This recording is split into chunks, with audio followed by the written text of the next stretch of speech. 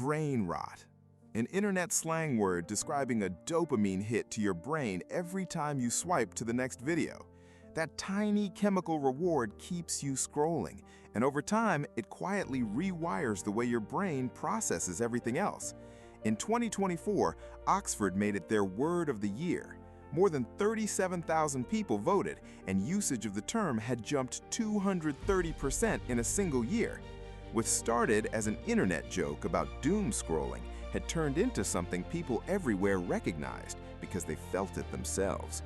When a new video appears, your brain skips the question of whether it's worth watching. It just notices something new and releases a burst of dopamine, the same chemical behind why food tastes good and why you want to do things again that felt satisfying. Short-form content triggers that response dozens of times per minute. Every swipe signals that something better might be next, and the algorithm on the other side was built specifically to keep that signal going. Over time, your brain adjusts to that pace.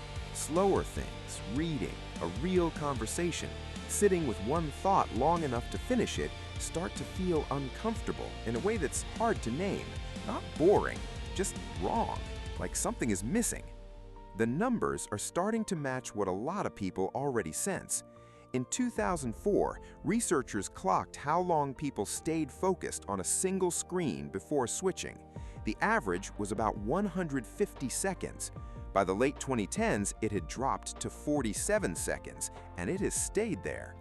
In September 2025, the American Psychological Association released a review covering 71 studies and nearly 100,000 participants. The pattern held across all of them. Heavy short-form video use tracks with weaker attention, reduced working memory, and higher rates of depression and loneliness. Children and teenagers feel these effects more sharply than adults because the part of the brain that handles focus, decisions, and impulse control, the prefrontal cortex, does not finish developing until the mid-20s. A 2026 review in the International Journal of Adolescence and Youth found the strongest links between short-form video use and cognitive difficulty in younger users. The most affected group, according to researchers, is young women aged 16 to 24, who spend close to 3 hours a day on social media, more than 45 full days a year on platforms designed to hold their attention as long as possible. But the part researchers do agree on is harder to brush off. The brain is not separate from what it repeatedly does. It shapes itself around its habits. Give it constant novelty and instant payoff, and it starts expecting both, which makes the slower, harder, more worthwhile parts of life feel like something to get through rather than something to do. In 1854, Henry David Thoreau sat in a cabin in the woods and wrote about a society rotting its own mind by choosing shallow entertainment over real thought, long before anyone had a phone, an algorithm, or a platform that could measure exactly how many videos it takes to hook a human being. The question he was asking is the same one the data is raising now.